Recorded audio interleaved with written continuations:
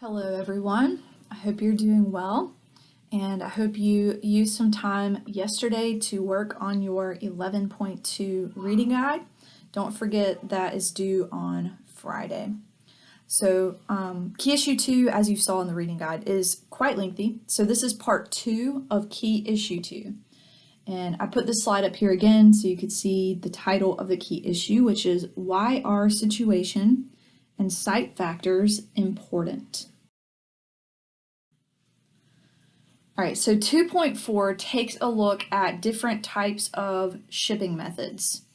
These inputs that are needed to create products, or these materials that are needed to create products, are usually transported in one of 4 ways. And depending on which method is used, there are variable shipping costs. The farther a product is transported, the lower the cost per unit distance. That doesn't mean that the overall cost itself is lower, it just means that per unit distance it is lower. Longer distance transportation is cheaper per unit because no matter what, companies have to pay people to load goods on and off the vehicle or the train or the airplane or whatever it is, whether they're going 10 miles or 10,000 miles. So looking at each one, trucks are typically used for short distance delivery because they can be loaded and unloaded quickly at low costs. Trains are often used to ship items to destinations that take longer than 1 day to reach. So like if you're going between the East and the West Coast, or you're going, from one side of the continent to another, the train is a good method for shipping. It does take longer than loading trucks does, but once the train is underway, then they don't have to make rest stops. So they can keep moving along, unlike trucks, because trucks have to make rest stops. All right, ships are also used to transport items over very long distances because the cost per kilometer is low. That's not to say that the shipping costs are low, that's just saying per kilometer it is low.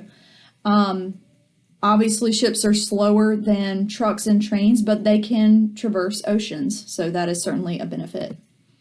And then airplanes, this is the most expensive for all distances, the most expensive per kilometer type of shipping, and they are usually reserved for expedited delivery of small bulk, high value packages. So usually you would load a ship with massive ship containers or shipping containers. In an airplane, that would not be the case. You would have several small but high value packages.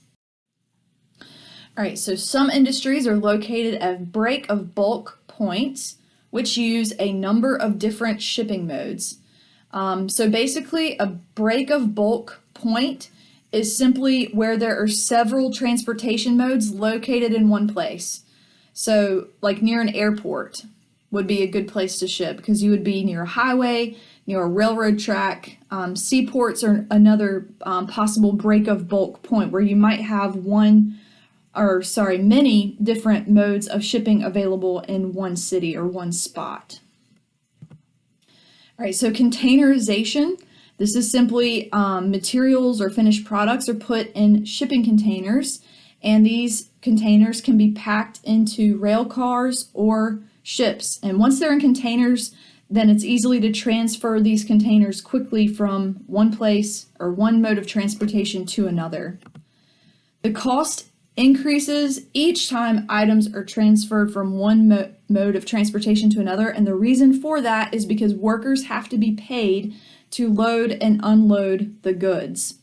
And so when you're paying workers to load and unload goods, each time the transportation is switched, then that increases your costs. And sometimes companies even have to build or rent warehouses so that they can temporarily store their goods before they are transported.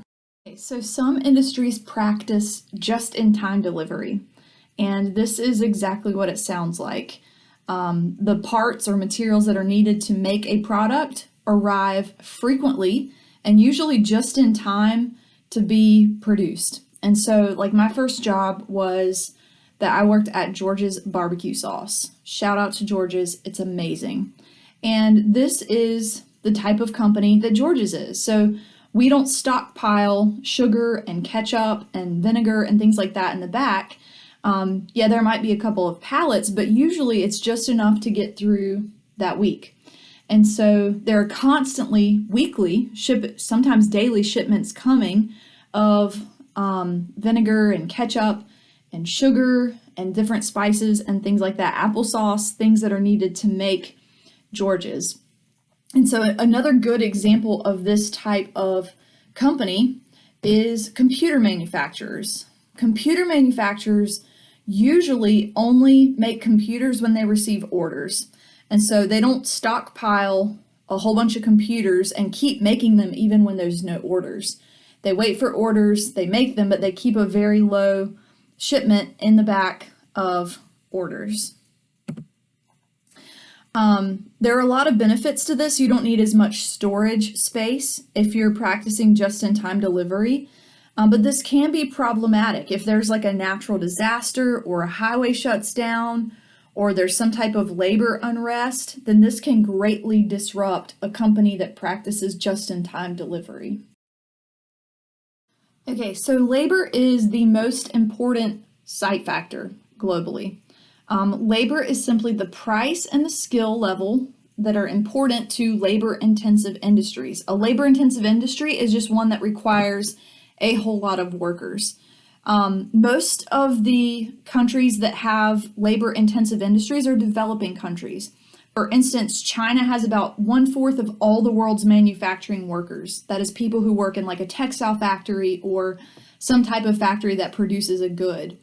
India has about 1/5 of the world's manufacturing workers, and then developed countries altogether have about 1/5.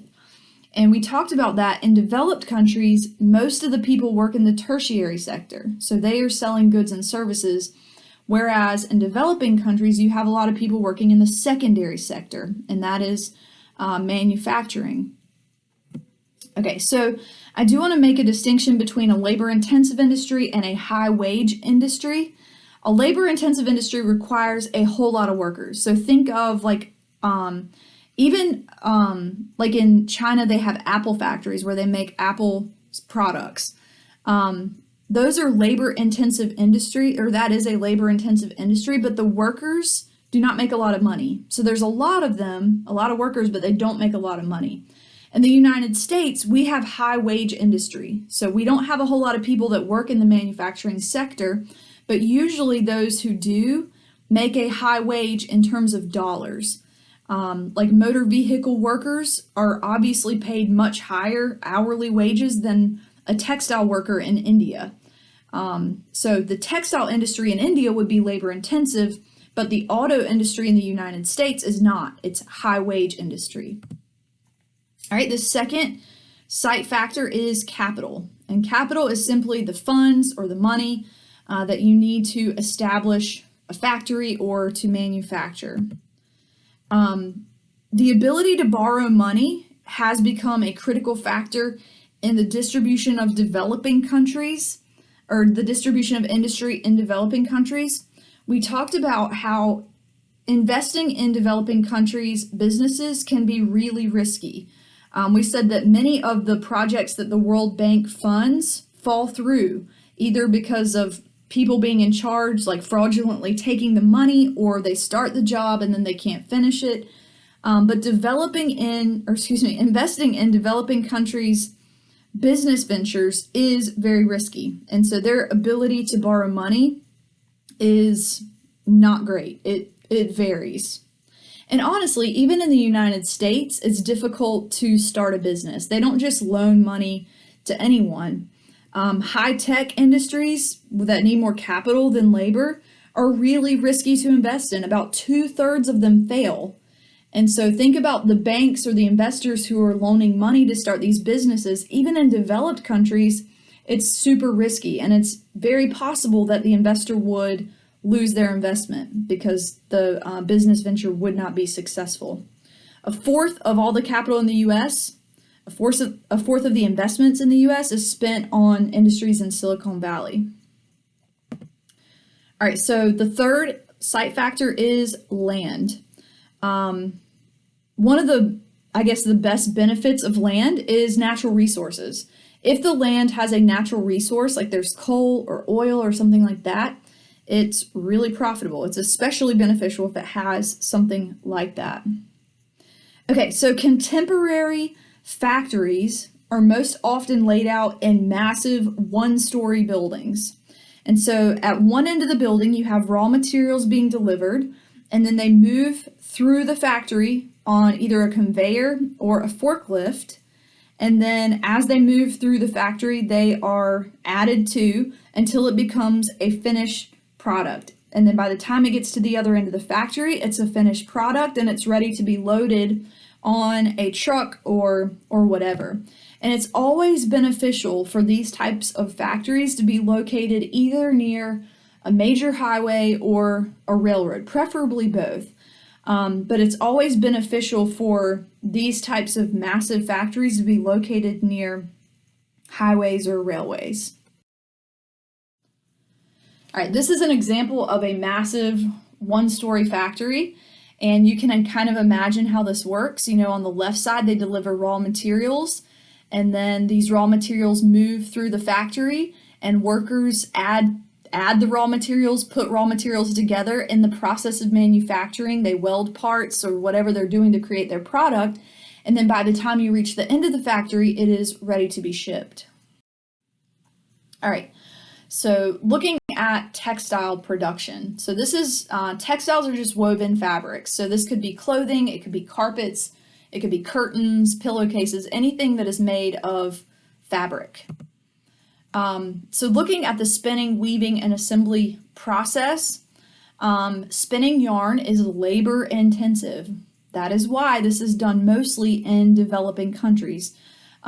China produces about 1/4 of the world's cotton thread, and India produces about 1/5 of the world's cotton thread because they're labor intensive. It requires a lot of workers. And even if it's a US company, they like to put their actual manufacturing plants in China and India because those people will work for less money.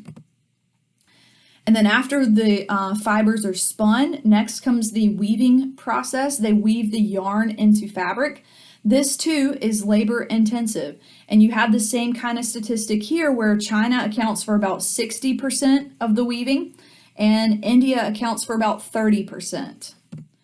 And then assembly factories, or the assembly part of textile production, is usually also done in developing countries, but there is more involvement by developed countries in the assembly process. So assembly would be like the fabric is taken and they're assembled or turned into clothing or carpet or any type of home product like bed linens or curtains or things like that.